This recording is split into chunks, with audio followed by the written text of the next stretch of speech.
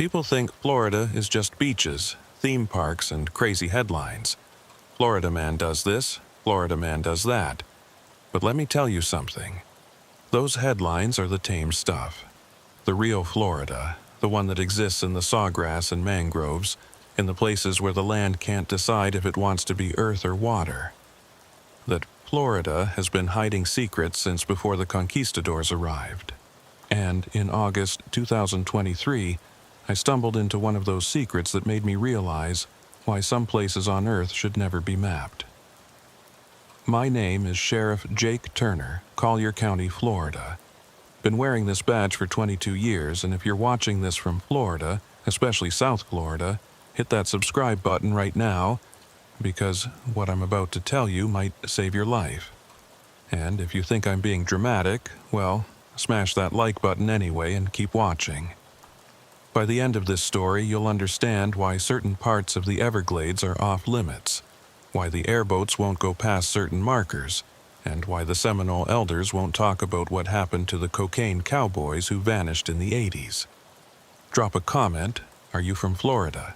Have you ever been out in the glades at night and felt like something was watching you from the water? Something that wasn't a gator. There's a reason for that feeling. This is the story of the Everglades Triangle. A place where drug runners from the 1980s are still alive but changed, where time moves differently, and where the swamp keeps everything that enters, just not in the way you'd expect. August in the Everglades is what hell feels like if hell was humid. The temperature hits 95 by 9 a.m., the humidity makes breathing feel like drowning in slow motion, and the mosquitoes are so thick they show up on radar. It's the worst time to be out in the swamp, which is exactly why the gator poachers chose August to do their hunting. They figured law enforcement would be staying in their air-conditioned offices, not patrolling the backcountry. They figured wrong. I got the call at 5 a.m. on August 14th, 2023. My deputy, Carlos Mendez, had been monitoring social media. Yeah, even poachers are dumb enough to post on Instagram these days, and caught wind of a group planning to hit a protected area deep in the glades. "Sheriff, they're going after the big bulls in Sector 7, Carlos said over the phone. Posted about it on some private hunting forum, talking about 15-footers. Sector 7. Just hearing the designation made my skin crawl. It was a section of the Everglades about 40 miles southwest of Miami, technically part of the national park, but so remote that even the Park Service rarely ventured there. The Seminoles called it the breathing water, a place where the swamp itself was alive in ways that had nothing to do with wildlife. "How many poachers?" I asked, already pulling on my uniform. 3, from what I can tell. Brothers from Homestead, the Vasquez boys. They've been suspected of poaching before, but never caught. The Vasquez brothers, Rico, Miguel, and Danny, were well known in South Florida's illegal hunting circles. Their father had been a legitimate gator hunter back when it was legal year-round, but the boys had turned to poaching when the regulations tightened. They sold the hides to underground fashion dealers and the meat to restaurants that didn't ask questions. "Meet me at the boat launch," I told Carlos, "and bring Martinez.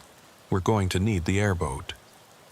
The ride out to Sector 7 took 2 hours through channels that got narrower and more twisted the deeper we went. Deputy Ray Martinez, a Miami native who'd grown up running airboats, navigated while Carlos and I watched for signs of the poachers. The landscape changed as we moved away from civilization, the tourist-friendly parts of the Everglades giving way to something older, more primal. The sawgrass here grew differently, twisted into patterns that didn't look natural. The water was darker, with an oily sheen that reflected the morning sun in colors that shouldn't exist, and the silence, God, the silence. The Everglades are never quiet. There's always something making noise. Birds, insects, gators. But as we entered Sector 7, the ambient noise just stopped. "I don't like this, Jefe," Martinez said. cutting the airboat's engine. My grandmother told me stories about this place. She said it's where the swamp takes people who don't belong. Your grandmother was a smart woman, I replied, checking my sidearm. But we've got a job to do. We found the Vasquez brothers' boat anchored near a cluster of cypress trees that looked ancient, their trunks twisted into shapes that reminded me of screaming faces. The boat was empty, but their gear was still there. Rifles, hooks, rope, coolers for the meat. Fresh tracks led into the swamp. They're on foot, Carlos observed. Can't be more than an hour ahead of us. We followed the tracks, wading through knee-deep water that was uncomfortably warm, like bath water. The bottom was soft muck that tried to pull our boots off with every step. Mosquitoes swarmed us, but there was something off about them. They wouldn't land, just hovered around us like they were afraid to touch our skin. About a mile in, we heard the first scream. It was high-pitched, terrified, definitely human. We ran toward it, splashing through the water, pushing through walls of sawgrass that cut our exposed skin. The screaming continued, joined by another voice, then another. The Vasquez brothers were all screaming. We burst into a clearing and stopped dead in our tracks. The three brothers were there, standing waist-deep in black water. But they weren't alone. Around them, emerging from the swamp like they'd been part of it all along, were 5 men. But calling them men wasn't quite right. They were humanoid, wearing the remnants of what looked like 1980s clothing. Miami Vice-style suits now rotted and fused with swamp vegetation. Their skin was pale green, almost translucent, with vines growing through it like veins. Their eyes were solid black, reflecting our images like dark mirrors. And I recognized one of them, Tommy the Tiger Torino, a cocaine cowboy from the 1980s who disappeared in 1987 along with a shipment worth $50 million. His face was on old wanted posters in our station. He'd been 28 when he vanished. He still looked 28, if you ignored the fact that cypress bark was growing out of his shoulders and Spanish moss hung from his hair like dreadlocks. "Sheriff Turner," Tommy said, and his voice was like water gurgling through a pipe. "We've been waiting for someone with authority." "Tommy Torino," I said, keeping my hand on my weapon but not drawing it. "You've been missing for 36 years. "Missing?" He laughed, and swamp water dribbled from his mouth. "We never left. We've been here, Sheriff, right here. The swamp took us in, made us part of itself, and now these 3 have trespassed in our territory." Rico Vasquez, the eldest brother, was sobbing. "Please, we didn't know. We'll leave. We'll never come back." "Too late for that," another of the changed men said. This one I didn't recognize, but his clothing suggested late 70s. "You killed one of the guardians." That's when I noticed the dead alligator floating nearby. It was massive, easily 15 feet with a bullet wound in its head. But there was something wrong with it beyond being dead. Its scales were arranged in patterns that looked almost like symbols, and its eyes were human, brown, with intelligence behind them even in death. "That wasn't just a gator," I said, understanding dawning. "No," Tommy confirmed. "That was Hector Morales. He's been guardian of this section since 1982. These idiots shot him while he was sleeping." "That's impossible," Carlos whispered behind me. "Hector Morales was a drug runner who disappeared in the Everglades Triangle," I finished, "along with dozens of others over the years." Tommy smiled, revealing teeth that were more wood than enamel. "The triangle doesn't make people disappear, Sheriff. It transforms them, gives them purpose. We guard this place now, keep out those who would harm it. In exchange, we get to live forever, just differently. You're dead, Martinez said, his voice shaking. "You're all dead." "Death is a human concept," Tommy replied. "We're beyond human now. We're part of the ecosystem. We are the Everglades." The water around the Vasquez brothers began to bubble. Dark shapes moved beneath the surface. More gators, but wrong ones.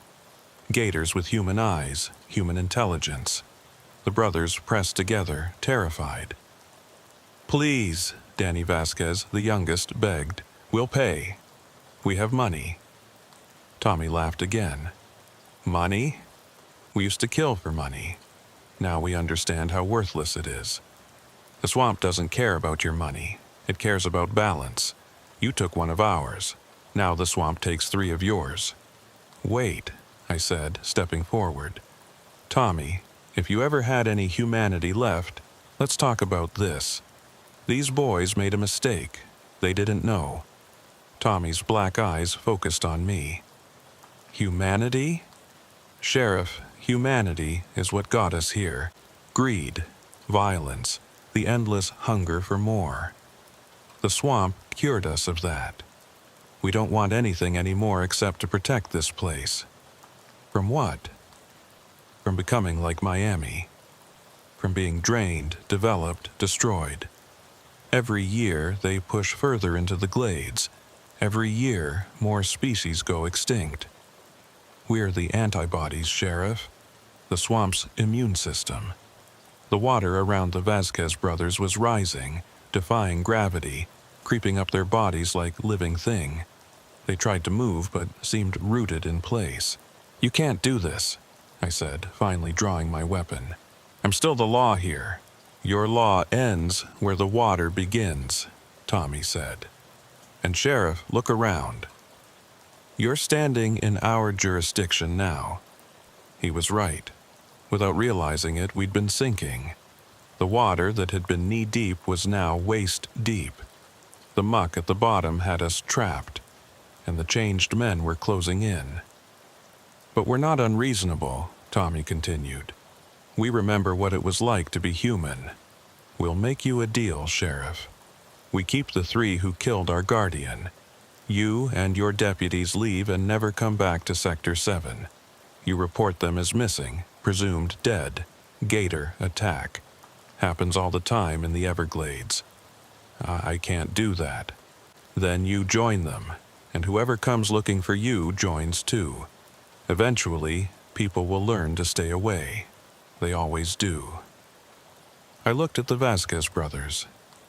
Rico had stopped crying and was staring at the water creeping up his chest with a kind of resigned fascination. Miguel was praying in Spanish. Danny was unconscious, held up only by his brothers. "What happens to them?" I asked. "If we leave, they become guardians. Like Hector was, like we all are. It's not death, Sheriff, it's transformation. They'll understand once it's complete. And if I refuse?" Tommy gestured to the water around us. "Count the eyes watching you, Sheriff." I looked down. In the dark water, dozens of pairs of eyes reflected the sunlight. Some were reptilian. Others were unmistakably human. We were surrounded by things that used to be people, things that used to be animals, and things that were somewhere in between. "Jake," Carlos whispered urgently, "we need to go." Now, I knew he was right. We were outnumbered, outgunned if you counted the supernatural elements, and literally in over our heads. But leaving those boys, "I need proof they're alive," I said to Tommy. "I leave, you let them transform or whatever, but I need to know they survive in some form. I come back in 1 week, alone, and you show me they're existing.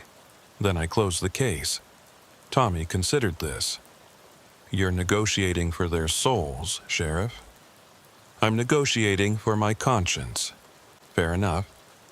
1 week. You come alone to the old ranger station at the edge of Sector 7. We'll show you what they've become. But Sheriff, if you bring backup, if you try to trick us, everyone who enters these waters joins us permanently." "Understood." Tommy stepped back, and the other changed men did the same. The water around us receded enough for us to move, but the Vasquez brothers remained trapped, the water now up to their necks. "Go," Tommy said, while we're feeling generous. We backed away slowly, not turning our backs on them until we were out of sight. The trek back to the airboat was silent except for our labored breathing and the splash of our footsteps. It wasn't until we were racing back toward civilization that Martinez spoke. "Jake, we can't leave them. We don't have a choice. We could come back with a full team, SWAT, maybe call in the feds, and lose them all," I interrupted. "You saw those things. They're not human anymore. Bullets won't stop them. The swamp itself is on their side. So we just let them take 3 kids. Those kids are poachers who knew the risks, and they killed something. Not a gator, not a person, but something in between." Carlos was on his radio, calling in our position when he suddenly stopped. "Sheriff, Control is asking for a status on the Vasquez brothers. Their truck was found at the launch. Their mother is worried." I took the radio. 3 subjects entered restricted area. Failed to respond to warnings. Suspected gator attack, search and rescue operations commencing. It was the beginning of a lie I'd have to live with. But as I looked back toward Sector 7, where the late afternoon sun was turning the water to gold, I knew the truth was something no one would believe anyway. The Everglades Triangle had claimed 3 more. But unlike the cocaine cowboys of the 80s, I'd negotiated a chance to understand what really happened to them.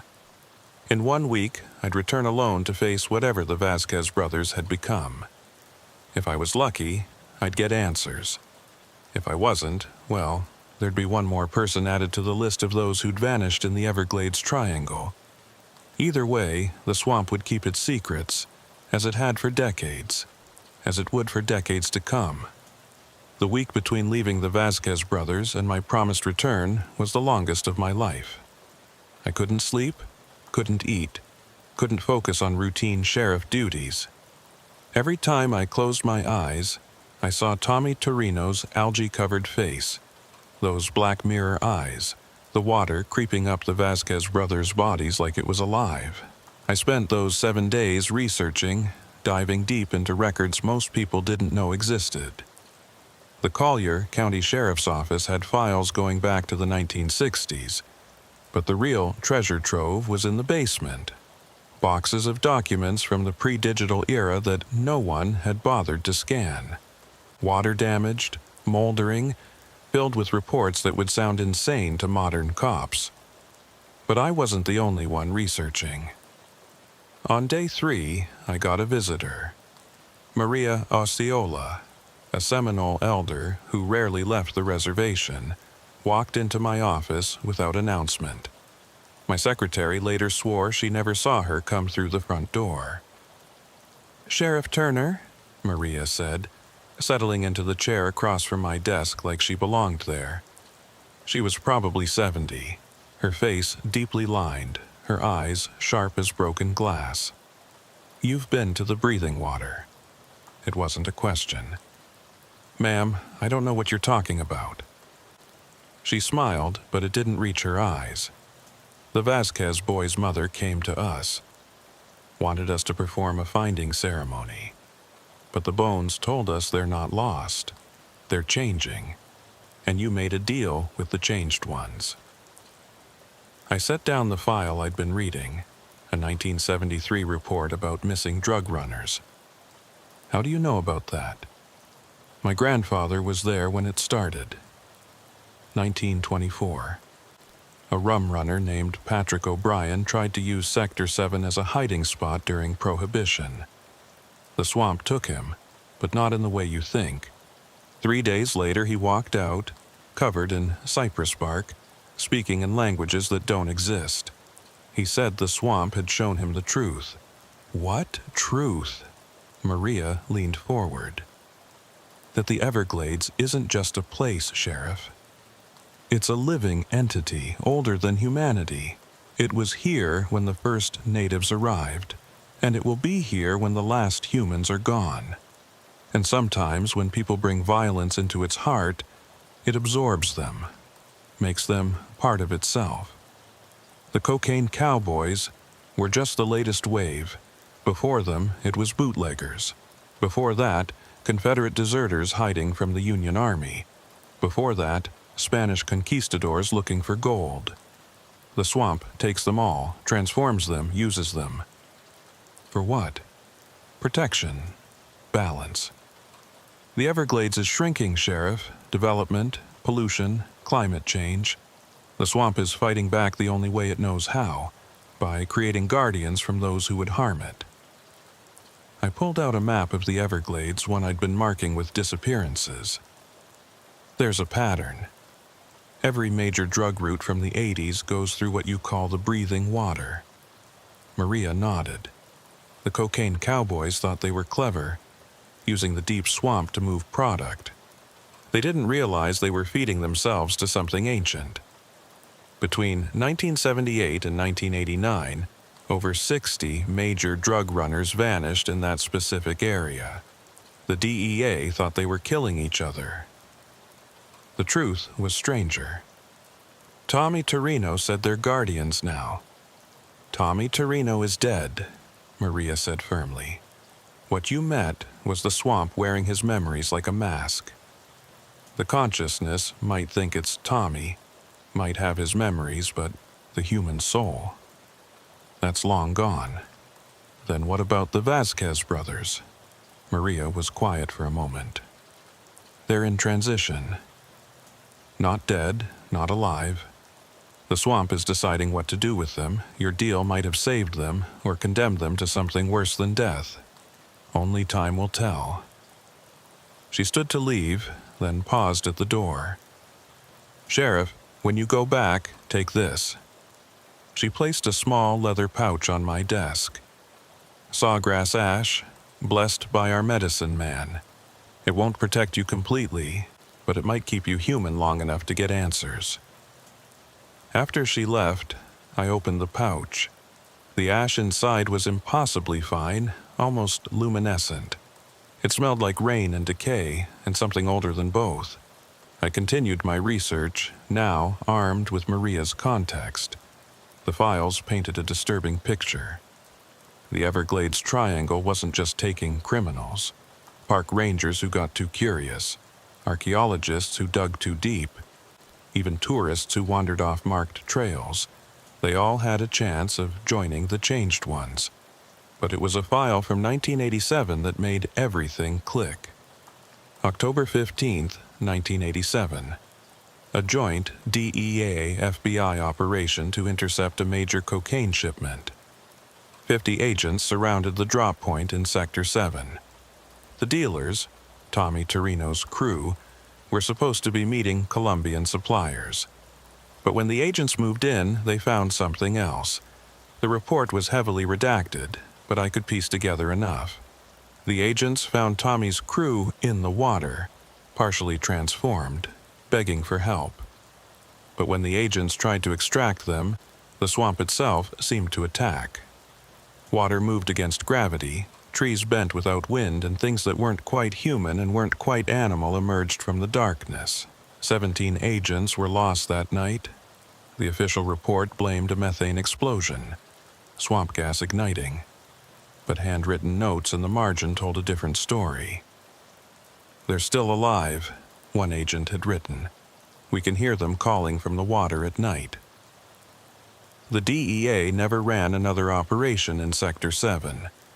I also found records of attempts to drain that section of the Everglades. In 1951, 1967, and 1994, developers had tried to reclaim the land. Each time, the workers had reported strange incidents. Equipment failing in impossible ways, workers having shared nightmares, and eventually, people disappearing. The projects were always abandoned. On day 6, Carlos came to me with something interesting. Boss, I've been tracking social media posts about Sector 7. Look at this." He showed me his laptop. There was an Instagram account called at Everglades Eternal, created just 3 days ago. It had posted a single video. The video was shot from above, maybe by a drone. It showed 3 figures standing waist-deep in dark water. They were moving, but not like they were trying to escape. They were dancing, swaying in unison to music only they could hear. The caption read, "The newest guardians learn the rhythm of the swamp. They understand now. They protect now." "That's them," Carlos said. "That's the Vasquez brothers." I looked closer. He was right. Despite the low resolution, I could make out their features. But they were different. Their skin had a greenish tint, and there seemed to be something growing from their backs. Branches? Fins? It was hard to tell. "We have to report this to..." "To who?" I interrupted. "The FBI?" "Hey, we found some drug runners from the 80s living in the swamp as plant-human hybrids, and they're transforming poachers into guardians. They'd think we're insane. So we do nothing.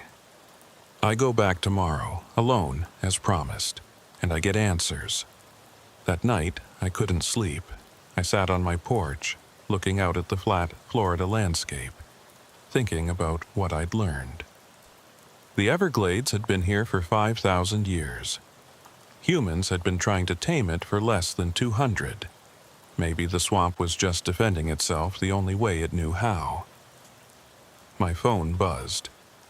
Unknown number. The text was just coordinates and a time, 3:33 a.m. The coordinates were for the old ranger station at the edge of Sector 7. The time was oddly specific, 3:33, the Devil's Hour, when the barrier between worlds was supposedly thinnest. August 21st, 2023. 3 a.m. I drove through the empty Florida night toward my appointment with whatever the Vasquez brothers had become. The sawgrass ash Maria had given me was in my pocket, and I'd loaded my service weapon with silver bullets, not because I thought they'd work, but because it made me feel like I had some control. The ranger station had been abandoned since the 1990s. It was a small wooden structure, raised on stilts to keep it above floodwaters, slowly being reclaimed by the swamp. As I parked my truck, my headlights illuminated 5 figures standing in front of the building. Tommy Torino and 4 others, all changed ones from different eras, but no Vasquez brothers. "Sheriff," Tommy greeted me as I approached. "Punctual, we appreciate that." "Where are they?" "Coming. They're still learning to move in their new forms. The transition has been interesting." "Are they human?" Tommy laughed, that wet, gurgling sound. "Were we ever really human, Sheriff? Or were we just wearing humanity like a costume, waiting for something to show us what we really were?" Before I could answer, the water beside the station began to ripple. 3 shapes emerged, and I had to force myself not to step back. The Vasquez brothers were recognizable, but transformed. Their skin had taken on the texture and color of mangrove bark. Their hair had been replaced by Spanish moss that hung down their backs.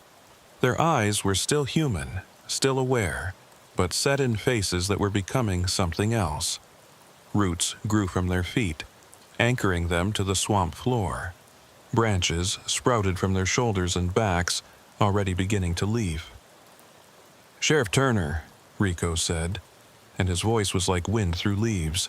"Thank you for coming." "Rico, are you okay?" He considered the question. "I'm not in pain, if that's what you mean.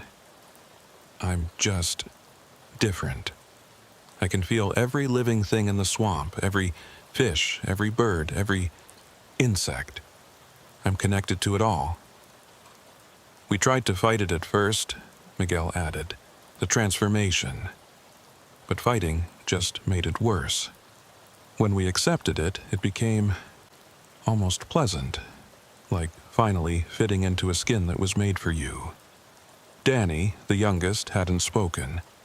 He was the most transformed, bark covering most of his body, his fingers elongated into branch-like projections. Danny can't talk yet, Tommy explained. His vocal cords are changing into something else, but he can communicate through the root system. Every plant in the Everglades is connected.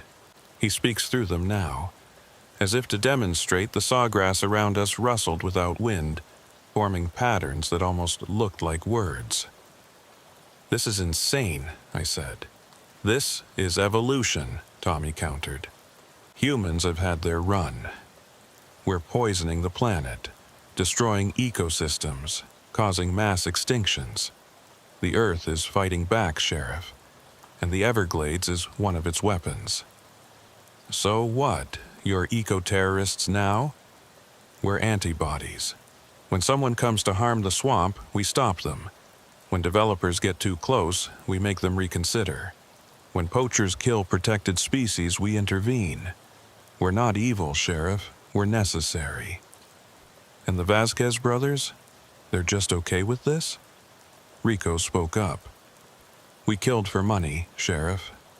Sold gator hides to make a living. Now we protect those same gators. It's redemption, in a way. We're paying back what we took." "For how long?" "Forever," Tommy said. "Or until the swamp no longer needs us. Whichever comes first."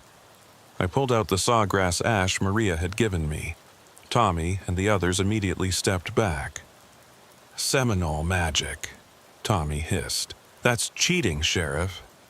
"I need to know something," I said, holding the pouch like a weapon. "Can they be turned back?" "Can any of you be turned back?" Tommy was silent for a long moment. "In the early days of the change, maybe. First, 48 hours. After that, the transformation is irreversible. We are what we are, Sheriff. The swamp and us are one. And you're content with that? Content." Tommy looked at his bark-covered hands. "I was a cocaine cowboy. I killed 17 people that I remember, probably more. I destroyed families with the drugs I moved. Now I protect one of the last wild places in Florida. Yeah, Sheriff, I'm content. What about your families? The people you left behind? They mourned us and moved on. That's what humans do. They adapt, forget, survive. In a generation, we'll be legends. In 2, we'll be forgotten. But the swamp will remember. The swamp always remembers." One of the other changed ones, wearing the remnants of a Park Service uniform, stepped forward. "Sheriff, you need to understand something. This isn't a curse. It's not a punishment. It's just nature taking back what belongs to it. Every civilization thinks it's eternal, but nature always wins in the end. We're just the proof of that." "So, what now?" I asked. "I know you exist. I know what you are. What do you want from me?" "Keep people away from Sector 7, Tommy said. "Mark it as dangerous, off limits. Let us do our work without interference. In exchange, we'll keep the violence to a minimum. No more transformations unless absolutely necessary. And if I refuse, then more people disappear. More families wonder what happened. More lies get told. Eventually, enough people vanish that the government has to act. They'll try to destroy this section of the Everglades. And when they do, the swamp will defend itself. The war between nature and civilization will start here, Sheriff. Do you want that on your conscience?" I looked at the Vasquez brothers, still recognizable but no longer human. They seemed at peace, which was more than I could say for most people I knew. "I need proof that you'll keep your word," I said. Tommy smiled. "Check the news tomorrow. Every piece of trash dumped in the Everglades over the last week will be found piled at the entrance to the national park. Every poacher will find their traps destroyed, their boats sabotaged. but no one will be hurt. That's our good faith gesture. And the Vasquez brothers' family?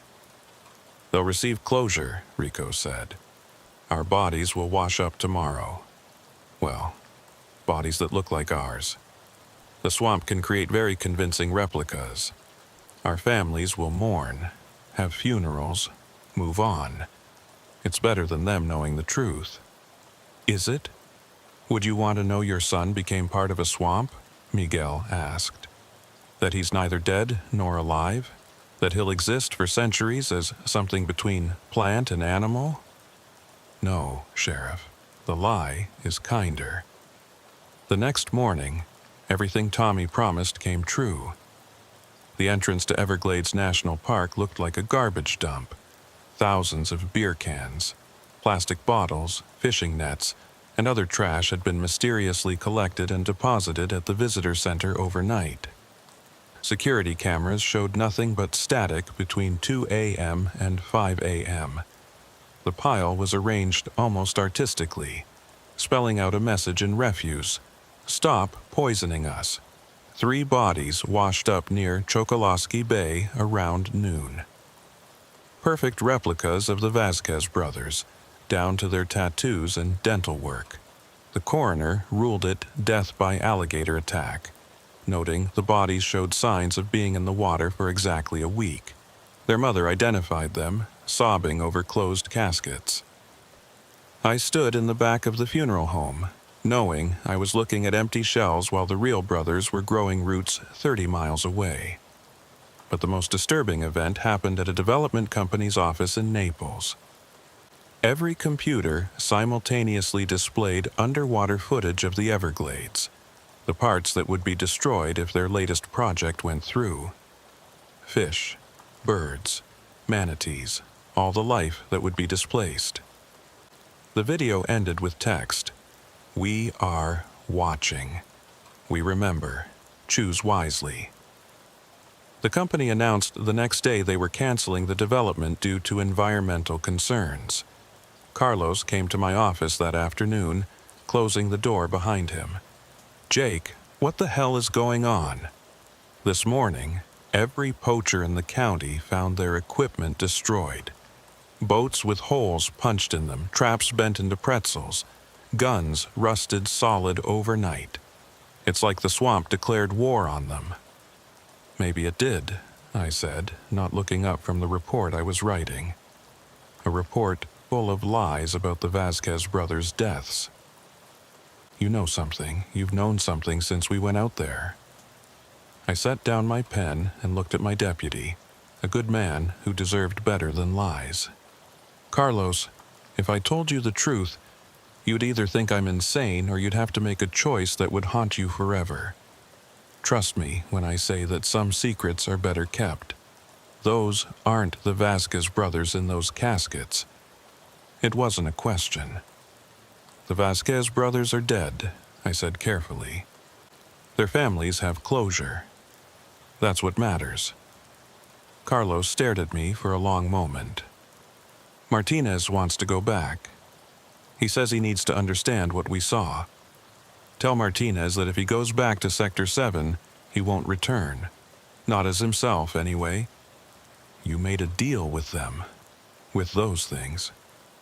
I made a deal to protect the living from the changed, and the changed from the living. It's the best compromise I could manage. Carlos left without another word, but I knew this wasn't over. The truth has a way of spreading, like water finding cracks in a dam. That night, I got another visit from Maria Osceola. This time, she brought others, 3 Seminole elders, all looking at me with expressions that mixed respect and wariness. You've spoken with the Breathing Waters guardians, Maria said. You've made a pact. I did what I had to do to prevent more deaths. One of the other elders, a man who looked ancient beyond years, spoke in Mikasaki. Maria translated.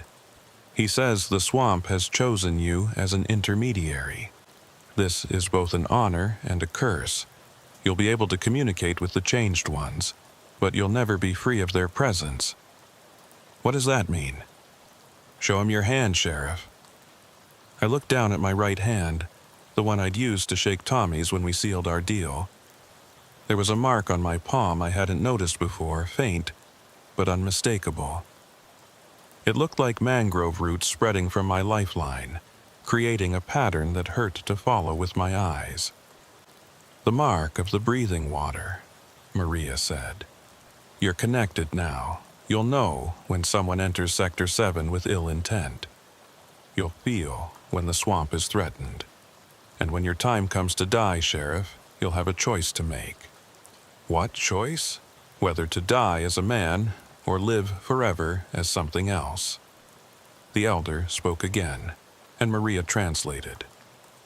Our people have dealt with the breathing water for centuries. We know its hungers, its needs. It's not evil, but it's not good either. It simply is. Like a hurricane or a wildfire, it's a force of nature that sometimes wears human faces. Why didn't you warn people? Would they have listened? White men had to learn for themselves that some places weren't meant for them. The cocaine cowboys, the developers, the poachers, they all thought they could conquer the swamp. The swamp proved them wrong. And now I'm supposed to be what, its ambassador? You're supposed to maintain the balance, Maria said. Keep humans from pushing too deep into the swamp's territory. Keep the changed ones from expanding beyond their boundaries. It's a delicate dance, Sheriff. One misstep, and both sides suffer. They left me with a warning. The mark would grow stronger over time. I'd start having dreams that weren't dreams, visions of the swamp's past and future. I'd know things I shouldn't know, and eventually I'd have to train someone to take my place because the human mind could only handle the connection for so long before it started to fracture. Over the next month, I learned what they meant. The dreams started immediately. I saw the Everglades as it was centuries ago, vast and untouched, teeming with life. I saw conquistadors in armor sinking into the muck, their gold weighing them down, their bodies becoming food for the swamp. I saw Seminoles making offerings to the breathing water, maintaining a balance that white settlers would later break. I saw the cocaine cowboys of the 1980s, flying low over the water in planes loaded with product, not knowing they were feeding themselves to something ancient. I watched Tommy Torino's transformation in detail, the terror, the pain, then the strange peace as his consciousness merged with the swamp's vast network. But I also saw the future, the Everglades shrinking year by year, the water rising with climate change, the changed ones growing desperate, expanding their territory, taking more people to strengthen their defenses. I saw a war between human civilization and the swamp itself, with casualties on both sides that would make the evening news worldwide. During the day, I functioned normally, handled regular sheriff duties, dealt with the usual Florida insanity. But I also felt the swamp's presence constantly. I knew when boats entered Sector 7, mostly researchers and park rangers who were allowed passage. I knew when pollution levels spiked in certain areas. I knew when another gator was killed illegally, feeling it like a small wound. 3 weeks after my deal with Tommy, I had to use my connection for the first time.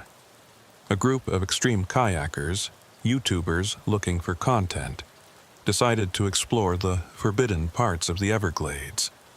They'd heard rumors about Sector 7, about the disappearances, and thought it would make great clickbait. Exploring Florida's Bermuda Triangle at 3 a.m. gone wrong. I felt them enter the swamp's territory at sunset, their excitement and ignorance radiating through my connection. The changed ones were stirring, preparing to defend their domain. If those kids went much deeper, they'd either disappear or return so traumatized they'd never be the same. I drove out to the edge of Sector 7, where the last cell tower provided minimal coverage. Using the emergency alert system, I sent a text to all phones in the area. Emergency. Toxic algae bloom detected. Evacuate immediately. Exposure causes permanent neurological damage. It was a lie that might save their lives. I watched through my connection as the kayakers checked their phones, debated, then decided their YouTube fame wasn't worth brain damage. They turned back, disappointed but alive.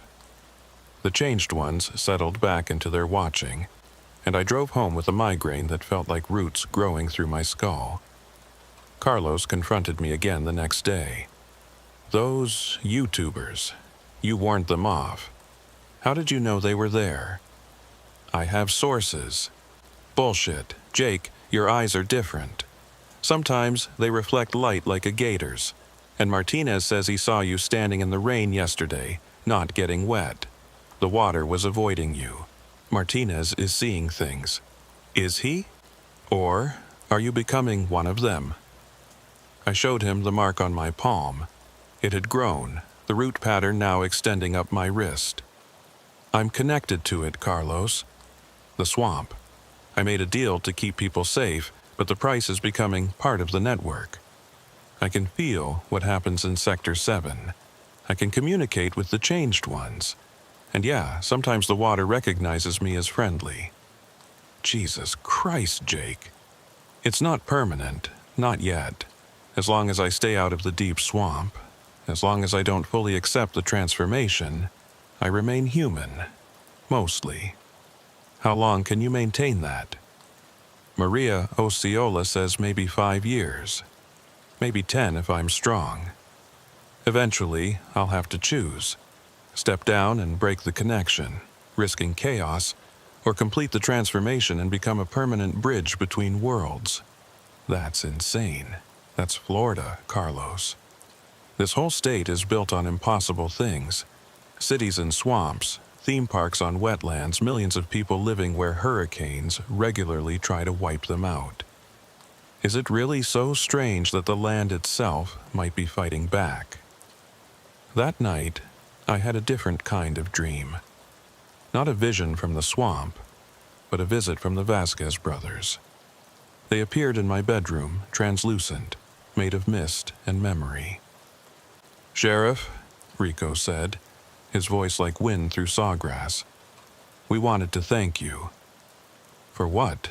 Letting you become monsters?" "For letting us become guardians," Miguel corrected. "We were monsters before, killing for money, destroying for profit. Now we protect, now we have purpose."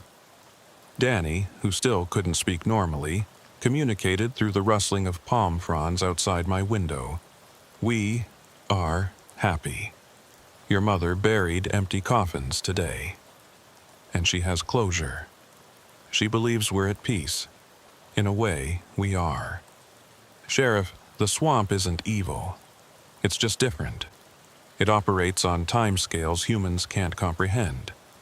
What seems like horror to you is just adaptation to it." "Tommy says more will come," Rico added. "Climate change is accelerating things. More storms, more flooding, more people pushed into the swamp's territory. The breathing water will need more guardians. Not on my watch. Your watch won't last forever, Sheriff. But while it does, we'll honor our deal. Minimal violence, maximum deterrence. We'll be the monsters in stories that keep people away, not the monsters that drag them in." They faded as the sun rose, leaving me with the smell of stagnant water and Spanish moss. A month later, the FBI came sniffing around. Agent Sarah Cross, a woman who looked like she'd seen too much and believed too little. She had files on every disappearance in the Everglades Triangle going back 50 years. "Sheriff Turner," she said, sitting across from me in my office. "I'm investigating what we're calling the Sector 7 anomaly. 63 confirmed disappearances over 4 decades. 12 in the last 18 months. And suddenly, they stop. Right after the Vasquez brothers' deaths. Curious, isn't it? Maybe their deaths scared off other poachers. Maybe. Or maybe someone made a deal with whatever's out there." Agent Cross have you ever been to the real Everglades? Not the tourist areas, but the deep swamp? Several times. Then you know there are things out there that don't fit in reports. Things that can't be explained by science or logic. Sometimes the best we can do is manage them, not understand them. She studied me for a long moment. You know what's happening in Sector 7? I know enough to keep people safe. And the Vasquez brothers? Died in a gator attack. Tragic, but not uncommon. She pulled out a tablet, showed me a satellite image. It was Sector 7, taken from above with some kind of thermal imaging. The area glowed differently than the surrounding swamp, patterns of heat that looked almost like a neural network. This is a living system, she said, something that shouldn't exist according to our understanding of biology. And these, she pointed to specific hotspots, appear to be mobile entities that register as partially human, partially plant. Care to explain? Florida is full of things that shouldn't exist. Pythons the size of school buses, spiders that eat birds, politicians with ethics. Maybe this is just another one of those things. Sheriff, I think you're protecting something, or something is protecting you. That mark on your palm, the one you keep trying to hide, I've seen it before. On a researcher who disappeared in the Amazon, on a park ranger who vanished in Yellowstone. There are places where the boundary between human and nature gets blurred. You've crossed that boundary. And what if I have? Then you're either humanity's last line of defense or nature's first wave of attack. I need to know which. Before I could answer, every electronic device in the building shut down. Computers, phones, even the battery-powered clock on my wall. The air grew thick with humidity despite the air conditioning, and I could hear, faintly, the sound of water lapping at shores that were 30 miles away. Agent Cross's eyes widened as condensation formed on the windows, running in patterns that looked like words. Leave us alone. I think you have your answer, I said, as the electronics flickered back to life. She gathered her files, standing to leave. At the door, she turned back. This isn't over, Sheriff. Whatever you're protecting, whatever you've become, the government will eventually want answers. Let them come, I said, feeling the swamp's presence like armor around me. They'll find that some questions are better left unasked. It's been a year now since the Vasquez brothers were taken. August 2024, and I'm recording this from my office, knowing it might be my last entry as a fully human sheriff. The mark on my palm has spread up my entire arm, looking like a tattoo of mangrove roots that moves when you're not looking directly at it.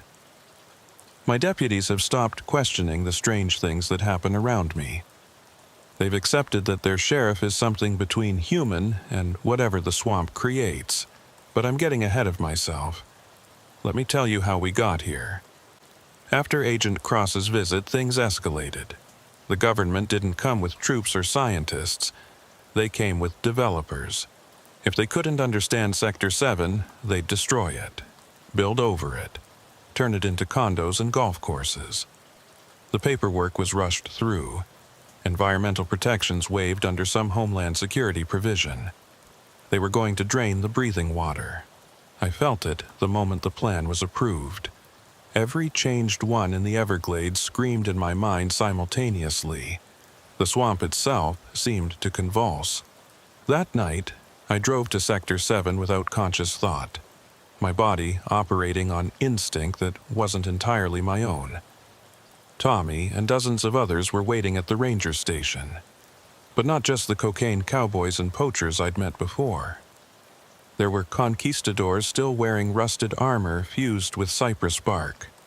Seminole warriors from centuries past, their bodies made of sawgrass and determination. Bootleggers from the 1920s, their zoot suits now woven from Spanish moss. even what looked like a Calusa Indian from before European contact, so transformed by time that he was more spirit than substance. "They're going to destroy us," Tommy said, and for the first time I heard fear in his voice. "Not if we stop them. We can't leave the swamp, Sheriff. We try to go beyond the boundaries, we dissolve. We're part of this ecosystem now. If it dies, we die. But I can leave. You're going to fight the federal government. With what army?" I looked at the assembled guardians of the Everglades, centuries of absorbed souls, all united in their need to protect this place. With information. Every person who's disappeared here. Every cocaine cowboy who vanished. They had families, associates, secrets. You all remember your human lives, right? Tommy's eyes widened with understanding. The cartels. The old families. They never knew what happened to their people. Time to tell them. What followed was the strangest intelligence operation in history. Through my connection to the Changed Ones, I accessed memories of drug routes, hidden stashes, Swiss bank accounts, and cartel connections spanning 40 years. Tommy Torino alone knew where $50 million in the 1980s drug money was buried.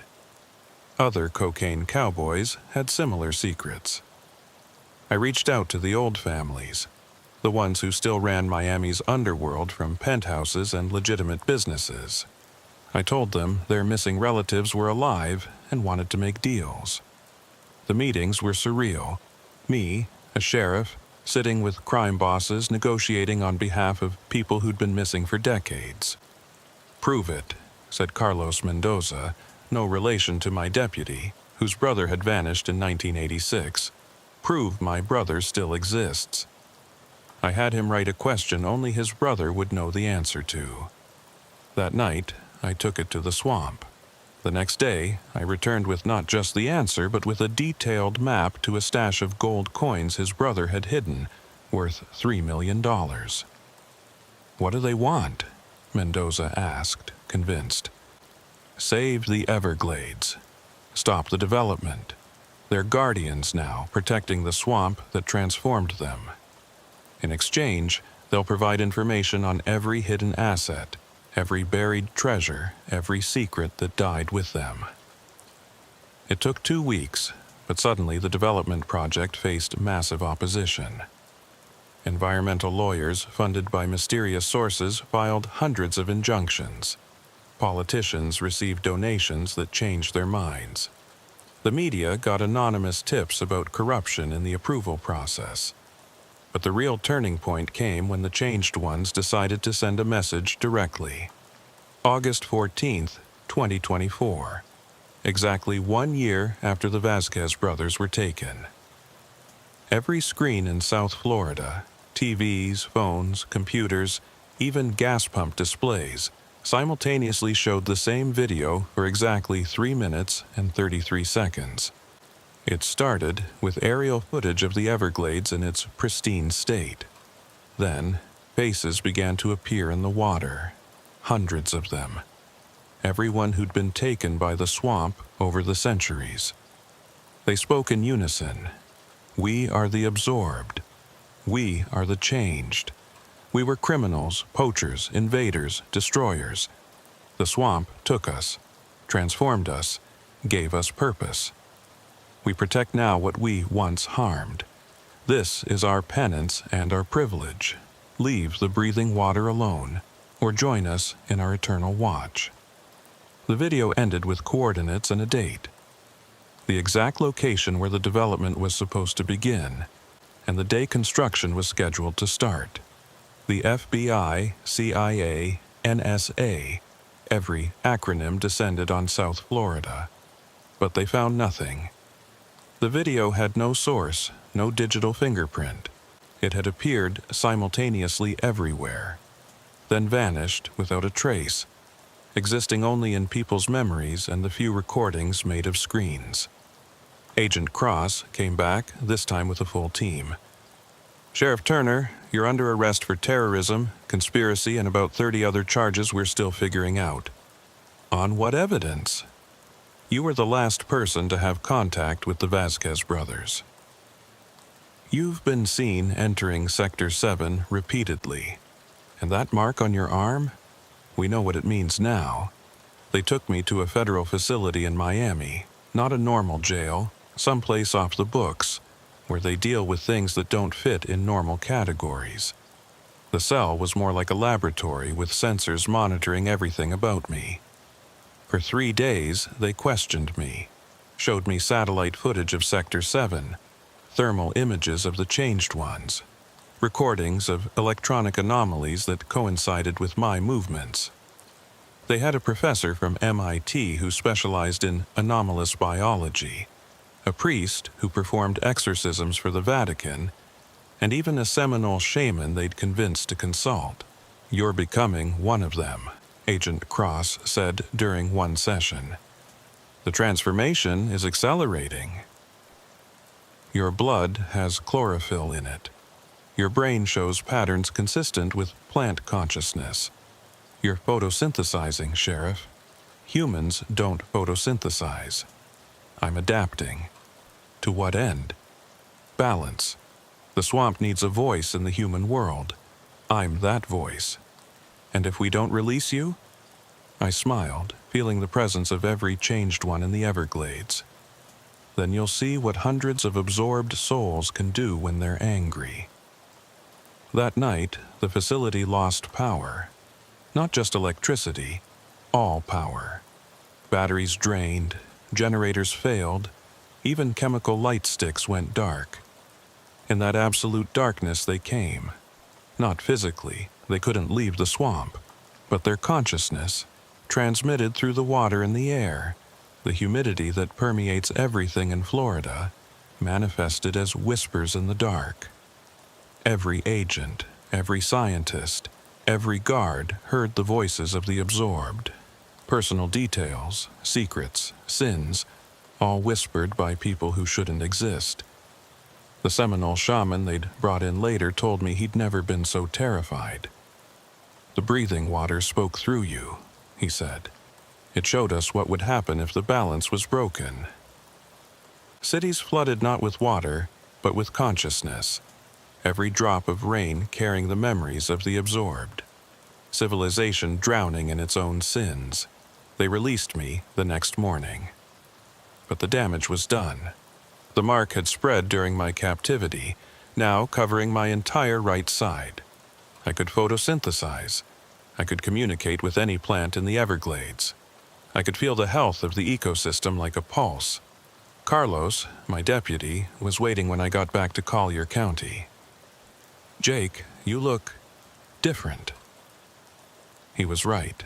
My skin had a greenish tint in certain lights. My eyes reflected like water. And sometimes when I stood still too long, roots would start growing from my feet. "I'm changing, Carlos." Faster than expected. I need you to prepare to take over as sheriff. I can't do what you do. You won't have to. I've bought us time. The development is dead, tied up in so much litigation it'll never happen. The old families are protecting Sector 7 now, seeing it as a memorial to their lost people. And the changed ones have agreed to stay within their boundaries. For how long? Decades, maybe. Long enough for people to figure out that we need the wild places, that civilization can't exist without them. That night, the Vasquez brothers visited me again. They were barely recognizable as human now, more mangrove than man. But they seemed happy. "Sheriff," Rico said, his voice like wind through leaves, "the swamp is pleased. Balance has been restored. You've done what we couldn't. Bridged both worlds. At a cost. Everything has a cost. But look what you've gained. You can feel the life of the entire ecosystem. You know when a rare orchid blooms 50 miles away. You sense the migration of birds before they arrive. Is that really a loss? I'm losing my humanity. You're gaining something else, something the world needs. Humans have forgotten their part of nature, not separate from it. You're remembering. You're evolving. Into what? Into what humanity needs to become to survive the next century. The climate is changing, Sheriff. The oceans are rising. The old way of living is ending. Those who adapt, who remember their connection to the living world, will survive. Those who don't. He gestured at the sprawl of development lights in the distance. They'll become history. 2 weeks later, I officially announced my retirement, effective in 6 months. Enough time to train Carlos, to establish protocols for dealing with Sector 7, to document everything for whoever comes next. But I know I won't last 6 months. The transformation is accelerating. Every day, I'm less human, more something else. Not a changed one, not fully. Something new. A hybrid that can exist in both worlds. Maria Osceola visited me yesterday. She took one look at me and nodded. "It's time," she said. "The breathing water has chosen. You can fight it and die human, or accept it and become something unprecedented. What will I become? A bridge. Permanent, conscious, able to translate between the swamp and civilization. The first of a new kind of human, one adapted for the world that's coming. And if I refuse, then someone else will be chosen. The transformation is inevitable. The question is whether it happens violently or peacefully. Tonight, I'm going to Sector 7 one last time. Not to become a changed one, but to complete my evolution into whatever I'm becoming. Tommy and the others will be there, welcoming me not as one of them, but as something that can speak for them in the human world while still remaining partially human myself. Carlos will become sheriff. He's a good man who understands the balance now. He'll keep people away from Sector 7, maintain the peace between the two worlds. The Vasquez brothers will continue their guardianship, protecting the swamp that transformed them. In a strange way, they've found redemption. And me? I'll become what the world needs. A translator between species, a bridge between humanity and the nature it's forgotten it's part of. If you're watching this from Florida, remember, the Everglades isn't just a swamp. It's a living system older than human memory. It's taken criminals and conquistadors, poachers and pirates, and transformed them into protectors.